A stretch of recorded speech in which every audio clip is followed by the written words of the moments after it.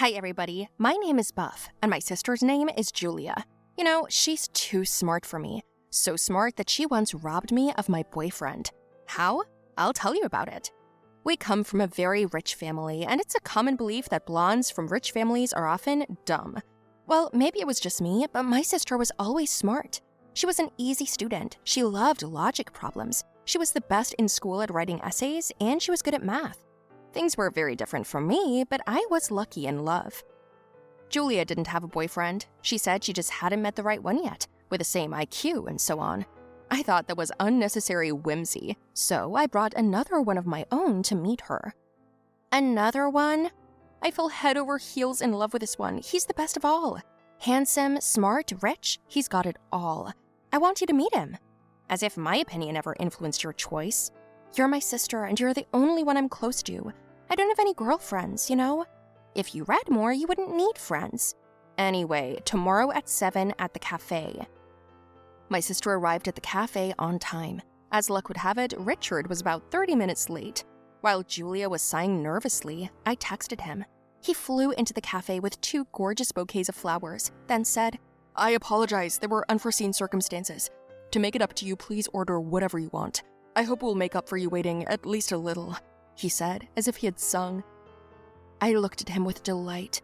Julia unashamedly ate, and I mirrored her with my eyes while Richard went to the bathroom. And she was like, "What? He said it himself. Eat whatever I want. You don't like steak, and you ordered the most expensive one. Checking up on your boyfriend? How'd it go?" "Yes, I'll tell you later. Here he comes." After dinner, Richard took us home. Julia went straight into the house, and I stayed with him alone. I praised him and told him it was all beautiful. "Your sister didn't seem to like me." "What makes you think that?" "She was looking at me weird, and she was asking me questions about my job and family, and it was like I was at a job interview." "Oh, she's always like that. Don't worry about it."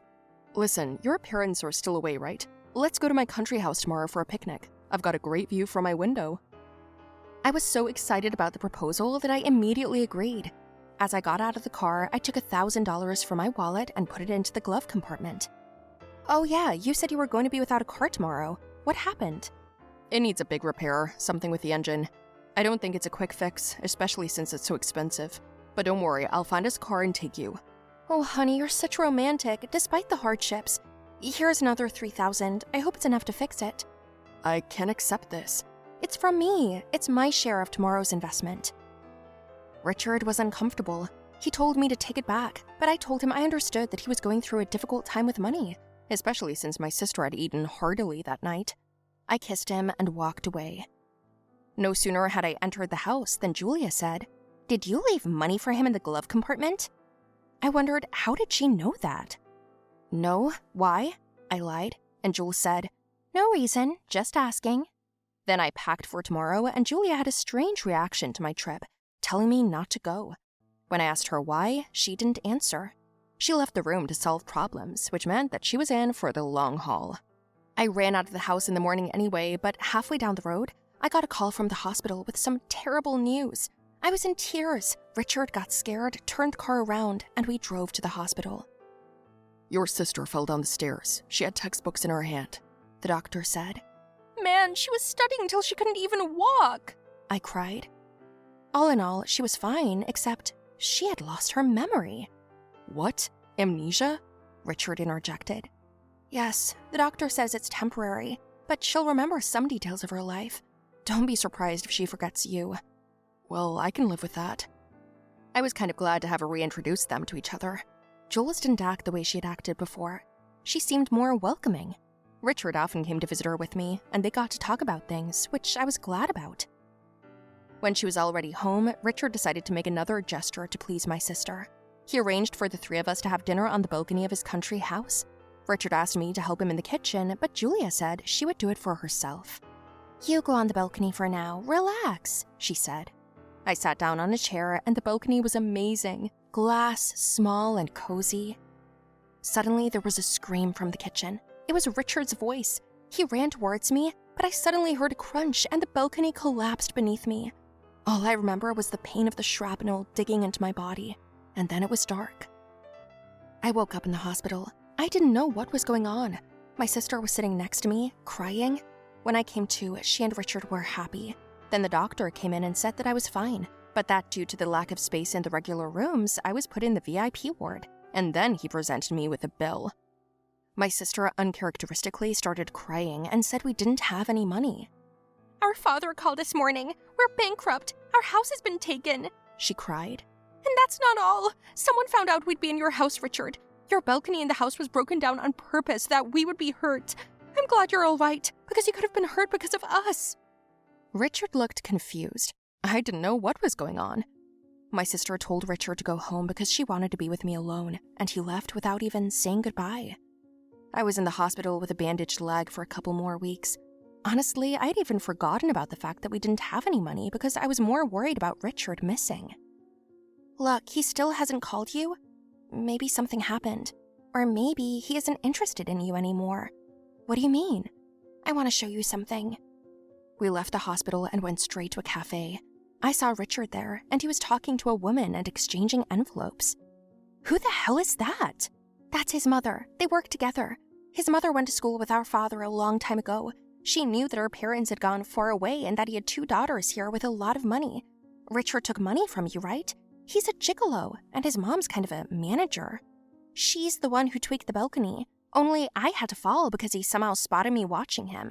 He also realized that my memory loss was fictional because I hadn't fallen down the stairs. It just so happened that he overheard me talking to my father on the phone when I was talking about the events before the fall, and I noticed his shoes and realized he had to tactic me. But I didn't think he'd want to get rid of me. So then what? You decided not to tell me? As if my opinion ever influenced your boyfriend choices. You know I'm smart. At the spot where the balcony fell, I found a piece of the shoelace from Richard's shoe. I ran it afterward, and it totally fit. Then I noticed the structure. They arranged the fall in the safest way possible, purely as a scare, but not everything went according to plan. The balcony didn't collapse in time when I was standing there too, and his mother decided to help the structure a little. She didn't consider the fact that she would get hurt too. When the ambulance took you away, I found a trail of blood in a place where you weren't, and then I followed Richard. After the news of our supposed bankruptcy, he ran right out to share it with her. That's how I figured out her whereabouts. She works at this cafe as a waitress. She hurt her arm. So, he was just using me? I'm sorry, sis, but you need to work on your boyfriend selection. I got really upset, but Julia was right. If she had told me right away, I wouldn't have believed it. Moreover, I would have given him the money he was asking for supposedly to treat his sick mother, who turned out to be alive and well. What do we do then? We waited for our parents and wrote a statement. It turned out that these two had already swindled 5 people for money and then decided to get to our family. What I really want to say, girls, is do not blindly trust people you do not know. And listen to your loved ones. It is important to understand who is on your side. Hi, my name is Den. I don't want to sound unassuming, but if you haven't met any guys who don't have a lot of nobility or something, well, I'm one of them. I'm joking, and I'm not joking. In short, listen to my story. I guarantee you will be intrigued. And yes, I will be happy if you write your opinion in the comments, as well as like my story. Anyway, at first we lived as a small family. Dad, Mom, Sister Abby, and me. We lived like everyone else. Abby and I went to school, and my parents worked. We did not often relax with the family. Recently, we used to like to skate, and go to the movies together, or just sit at home and watch something, discuss, play Monopoly, and then entertainment became less and less. Abby and I have already asked our parents to sit with us, but each time we heard some excuses, especially from my mother. And then it turned out that she wanted to leave us. Yes, it was a nightmare. We didn't even believe it at first, but when my mother packed her bags and said that she had another one, it was a huge blow for our father. I was even afraid that he would never come to his senses, but little by little, we began to cope. Several years have passed since that moment, and I still remember how my mother ran out of the house to the taxi that arrived and did not even turn around. Of course, I was so angry. Abby was more upset, and Dad was in shock. And so, as soon as we all came to our senses, Dad gave us a gift. Guess what? I already had a bad feeling that day. I knew something bad was going to happen. I'd missed the first class, which was an important test. The teacher was mad at me, sent me to retake, and Abby had fallen off her bike that day and hurt her leg. I rushed to the medicine cabinet, but there wasn't even a green card. My mood was already spoiled. In the evening, we were waiting for my father. He promised to bring us delicious food and a restaurant. In the end, we set the table and were already hungry and waiting for my father, when suddenly the door opened and a woman came in instead of my father. Dad followed her in with a bunch of bags in his hands, and there was food. We got up and said hello like well-behaved children, took the package, and started unloading them. The lady said we were really cute and ran to wash our hands and then started helping us. We looked at her questioningly, but it wasn't proper to ask her out loud in front of a guest, so we just didn't say anything. It was just before dinner started that the father said the woman's name was Miss Tiara, but she interrupted him and told us to just call her Tiara. We also introduced ourselves and started eating. Judging by the dinner, and the way father carefully tended to her, it was obvious that they were dating, and not so long ago. When dinner was over, Abby and I went to our rooms. Before going to bed, Abby said she didn't like Miss Tiara, but I asked her to wait for her conclusions. After all, our dad is lonely and it's normal for him to start a relationship all these years later. Our mother probably has her own family for a long time. Abby lowered her head and lay down on the bed. I made her promise not to tell my dad her opinion yet, at least until he officially made a statement. She agreed. Tiara had come to our house several times in the past week, and Abby still hadn't kept her promise. "Tiara," she said to her as Miss picked up a glass of juice and sipped it slowly, "are you sleeping with my father?" At that moment, Miss's nose was full of juice. My father was choking on the meat, and I was all smiles. Father scolded her for asking such a direct question, but Tiara stopped him. She told Abby that she and Dad are dating and she really hopes to be friends with us. My sister said that our family doesn't need such friends. "We're fine without you," she said. Dad scolded her again, and I excused myself, took her hand, and led her into the room. I talked to her, asked her not to do it again, and asked her to give my father a chance. After dinner, of course, we both had a lecture from my father. I asked him if he intended to marry her, to which my father did not answer clearly. Abby said she didn't like the tiara, but Dad asked her not to be jealous and to give her time to prove herself. Then he went to his room. At night of the same day, my father received a call from work and was told to go on a business trip urgently.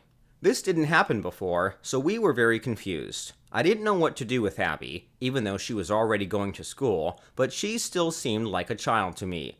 Dad immediately called Tiara and asked her to come. Yes, she agreed to look after us for a couple of days in his absence. It was polite of her, but Abby was hysterical. We quickly saw my father off and went to bed. Abby came to my room to talk. She said she didn't trust the woman, and I explained that she was just jealous of father, but that sooner or later he would get married. At that time, we had no idea what was waiting for us. Abby and I stayed up late that night. I passed out, and my sister couldn't sleep, so she went out for a drink of water. She woke me up in the middle of the night, and I didn't even know what was going on. Abby was frantic about Tiara going through Dad's things, but I didn't think it was strange. Let her dig. In the morning, we woke up to the gorgeous smell of pancakes. It turned out that Tiara made us breakfast, which was nice, and I thanked her for it, but Abby didn't even touch it. Then Tiara said that she wanted to make friends with us, so she came up with some games for us, and walks in the park. I thought it was a good idea, and Abby didn't say anything, but I dressed her and we went to the park. After walking for a couple of hours, we got hungry and returned home. While I was changing, Abby noticed something strange in the house, and she said that Tiara had found Dad's vault and was trying to break into it. And I didn't like it anymore. I went into my father's room, and Tiara quickly jumped out of there. "Oh, I thought you were asleep. Don't you sleep during the day?" She laughed nervously. Abby called her a thief and chased her out of the house. I asked her to leave politely and watched her go with a very unkind look. We called my father and asked him to come. An hour later, the doorbell rang. Wow, is Dad that fast? I opened the door, and there were police officers and a tear-stained Tiara. The uniformed man said they needed to talk to their father, but when they found out he wasn't there, he wanted to take Abby to the station.